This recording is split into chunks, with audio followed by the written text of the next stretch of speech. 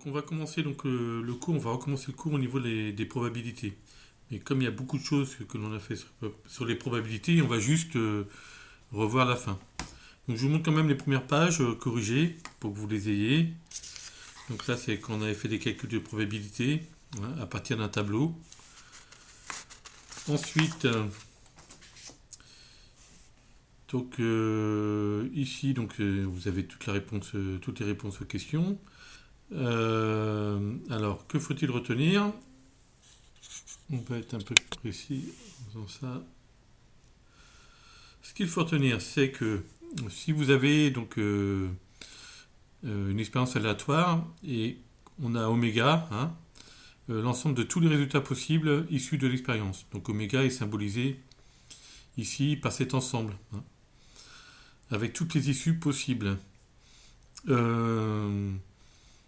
Lorsque tous les événements d'oméga ont la même probabilité d'être réalisés, la probabilité de l'événement A, ici, c'est le nombre d'éléments de A divisé par le nombre total d'éléments.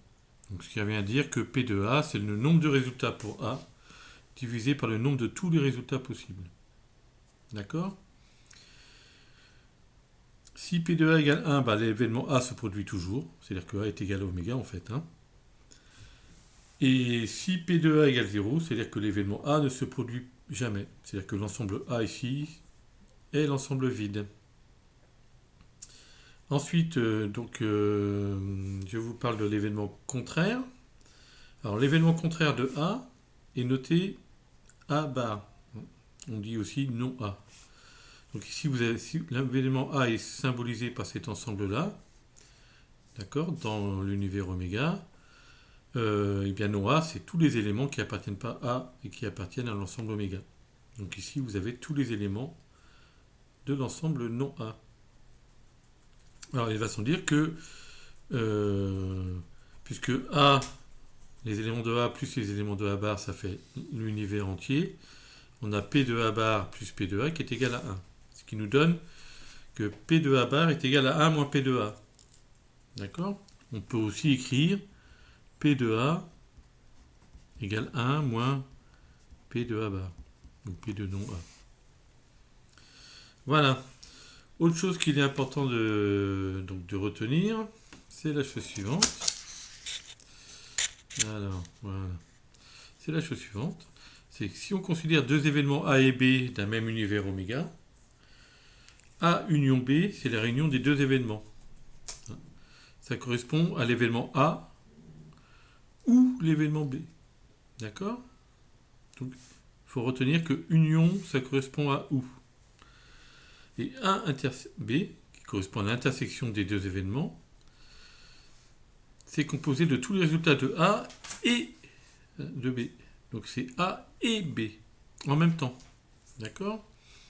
Et on a vu en faisant les exercices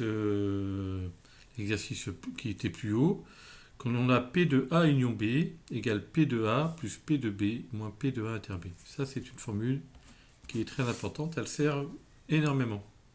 On avait fait l'exercice 1 ici, donc je ne reviens pas dessus. C'est un exercice qui utilise la formule, cette formule-là. P de A égale nombre de résultats pour A divisé par le nombre de tous les résultats possibles. Donc ici, par exemple, P de A étant l'événement l'individu à moins de 25 ans. P de A, donc c'est 414 sur 1500, puisqu'il y a 414 personnes qui ont moins de 25 ans sur un nombre total d'individus de 1500. Voilà.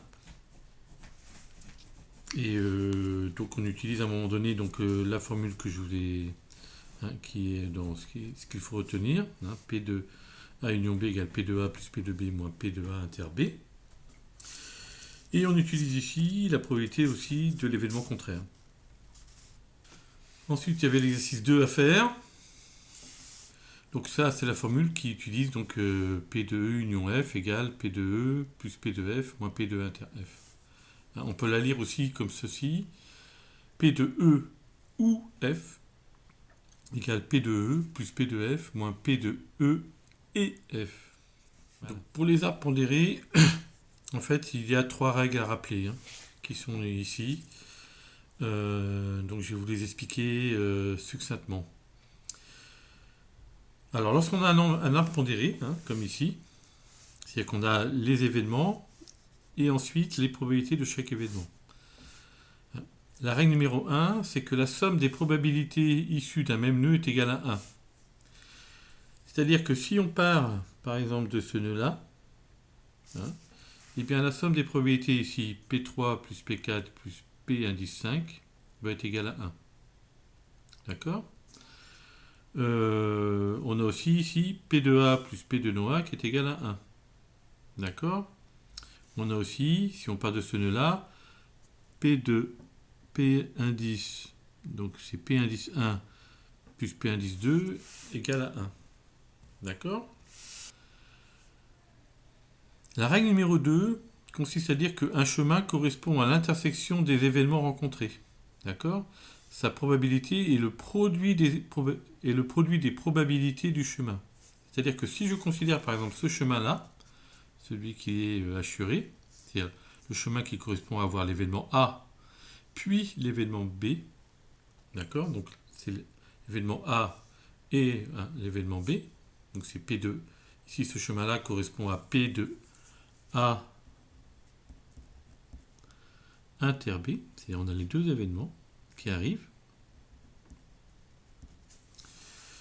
Eh bien, P de A inter B, c'est le produit des probabilités rencontrées sur le chemin. Donc ici, on a P de A inter B qui est égal à P de A multiplié par P indice 1, puisque ici, la probabilité pour ce chemin-là est P indice 1. Donc c'est exactement ce qui est écrit ici. Si j'avais considéré ce chemin-là, par exemple, la probabilité de no A inter B, ça va être égal à P de no A multiplié par P indice 3. Voilà pour la règle numéro 2. Alors la règle numéro 3, c'est la probabilité d'un événement et la somme des probabilités des chemins qui mènent à cet événement. D'accord ? Alors, donc, si on a par exemple, on considère l'événement B. Hein, donc l'événement B, ça correspond à ce chemin-là, on part de là, on part de A, et on arrive à l'événement B. Et à ce chemin-là. D'accord ?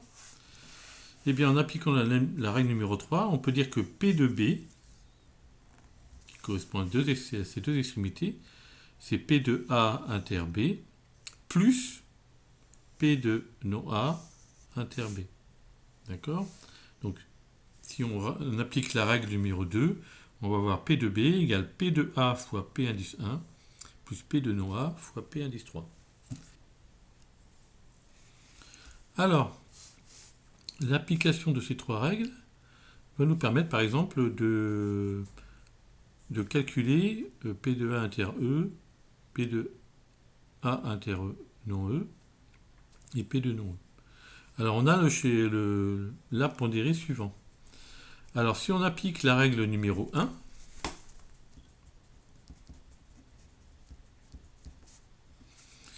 eh bien, on sait que la probabilité ici, que l'on n'a pas la probabilité d'avoir A plus 0,4, va être égale à 1. Donc, on va avoir P de A plus 0,4 égale à 1. Donc, P de A, ici, va être égal à 1 moins 0,4, donc 0,6. Donc ici, la probabilité pour cette branche, c'est 0,6. La règle numéro 1 nous permet aussi de calculer la probabilité ici, puisqu'on a 0,55 plus cette probabilité-là qui est égale à 1. Donc on va avoir P de non E ici. Alors c'est P de non E sachant A, hein, qui va être égal à 1 moins 0,55. Et ça nous fait 0,45. Donc ici, on peut écrire qu'on a 0,45. Voilà. De même ici, on a 0,3 plus cette probabilité-là, qui correspond à cette branche-là, qui est égale à 1. D'accord ? Donc, 1 moins 0,3 faisant 0,7, la probabilité ici est 0,7. Donc vous voyez, maintenant on a ici hein, toutes les probabilités sur toutes les branches. D'accord? Alors si on veut calculer P de A inter E, c'est-à-dire P de A et E, donc ça correspond à cette probabilité ici. D'accord? Donc ça nous fait 0,6 fois 0,55. C'est égal à 0,6 fois 0,55. Donc si on fait le calcul, à la calculatrice,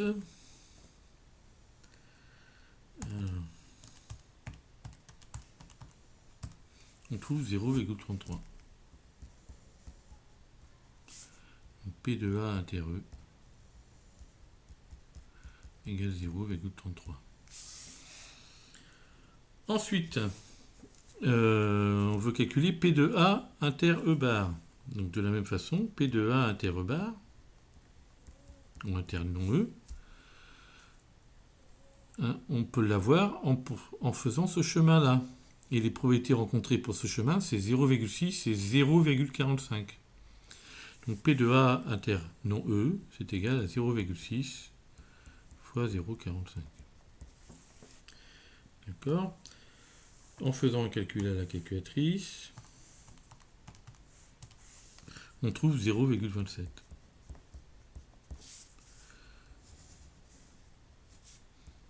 P de A inter non E, ou P de A et non E, est égal à 0,27. Maintenant, donc, on veut calculer P de non E. Alors, P de non E correspond à ce chemin-là, voilà, pour avoir cet événement-là, et à ce chemin-là. D'accord? Donc, P de non E est égal à P de A inter E non E,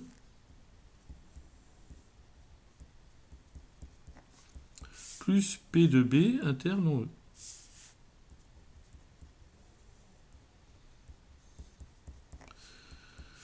P de A inter non E, bon, on l'a déjà calculé, ça fait 0,27. Et P de B inter non E, on ne l'a pas calculé, mais c'est égal donc au produit des probabilités rencontrées, donc 0,4 fois 0,7. Ce qui fait 0,28. Donc 0,27 plus 0,28, ça nous fait donc 0, alors on a 0,47, 0,47 plus 8, ça fait 0,55. Donc P de non E égale 0,55. Voilà. Donc voilà ce qu'on obtient.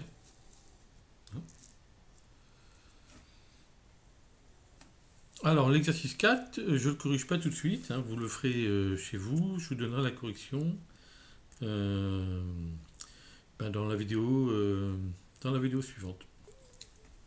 Dernière partie, donc on va parler des probabilités conditionnelles. Hein. Par exemple, ici, on a une probabilité conditionnelle, c'est la probabilité de B sachant A. En fait, on avait déjà, sans le savoir, on a déjà fait des probabilités conditionnelles juste avant. Hein, puisque ici, par exemple, quand on a calculé, quand on a cette probabilité-là, sur ce chemin-là, hein, sur ce trait-là, on a ici 0,55 correspond à la probabilité d'avoir l'événement E, sachant que l'événement A est déjà réalisé. Donc on dit que 0,55 c'est P de E sachant A. D'accord? Voilà. Alors, donc on a ici, par exemple, on s'occupe d'une branche, hein, d'un arbre pondéré, qui est la branche où on a d'abord l'événement A, puis l'événement B. D'accord? Donc, la probabilité d'avoir l'événement A, c'est P de A. La probabilité de cette branche-là est appelée P de B, sachant A. C'est-à-dire que ça correspond à la probabilité de l'événement B, sachant que l'événement A est déjà réalisé. D'accord? L'ensemble ici, si on parcourt l'ensemble de ce chemin-là, hein, on a l'événement A et l'événement B, donc c'est P de A inter B. C'est-à-dire on a la probabilité que les deux événements se sont réalisés. D'accord? Alors, d'après ce qu'on a vu, hein, la règle numéro 2 nous permet de dire que ici P de A inter B, hein, je vais l'écrire ici, P de A inter B, c'est égal au produit des événements rencontrés. Donc ça fait P de A multiplié par cette probabilité-là. Alors cette probabilité-là, c'est la probabilité de B sachant A. D'accord? Donc c'est exactement ce qui est écrit ici. Hein. P de A inter B, c'est P de A fois P de B sachant A. D'accord? Ici, donc on a, si on isole P de B sachant A, on obtient la formule P de B sachant A égale P de A inter B divisé par P de A. Alors à partir de là, donc on peut faire les exercices suivants. Donc l'exercice 5. On imagine que l'on connaisse la probabilité de l'événement A qui est égale à 0,25, la probabilité de l'événement B qui est égale à 0,2. Et on connaît P de A inter B qui est égal à 0,1. D'accord? Donc, on veut calculer P de B sachant A. P de B sachant A,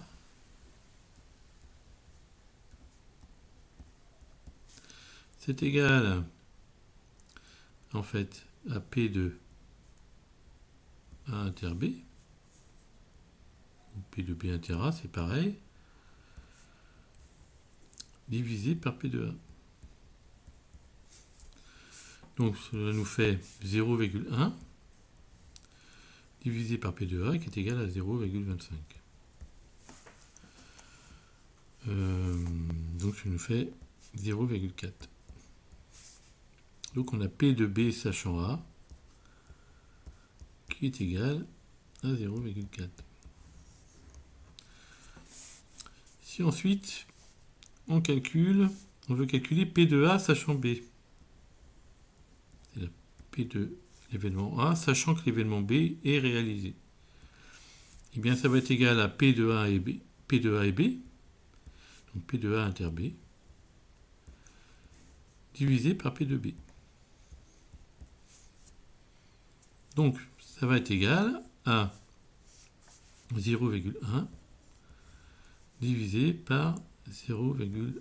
Donc, ça nous donne 0,5. Donc, P de A sachant B égale à 0,5.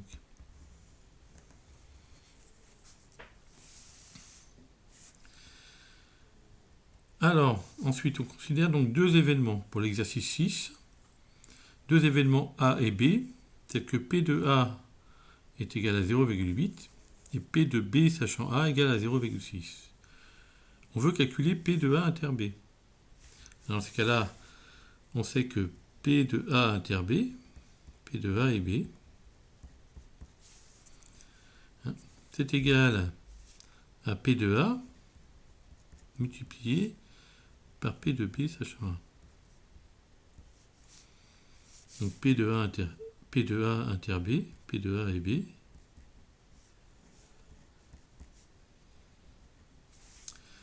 va être égal à 0,8 fois 0,6, ce qui nous fait 0,48. Donc ici, on a P de A et B, donc P de qui est égal à 0,48. Voilà. Alors ensuite, on sait que P de B égale 0,5. On va déduire P de A sachant B. Dans ce cas-là, on utilise la formule qu'on a vue ultérieurement. P de A sachant B,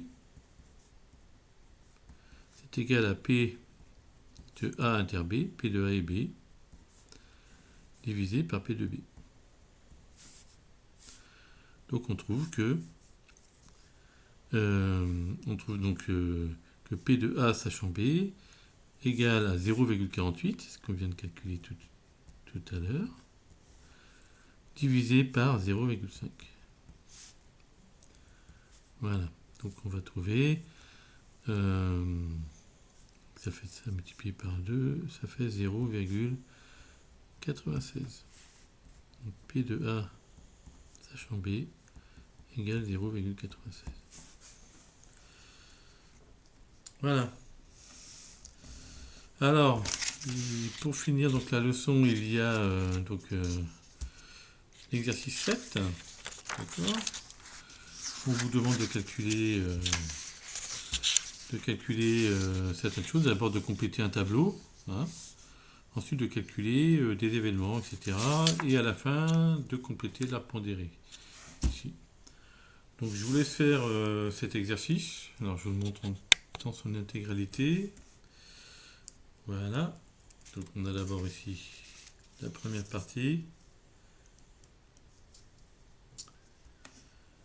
Et ensuite la deuxième partie. De toute façon sur Pronote vous aurez le PDF de ce que je viens d'écrire.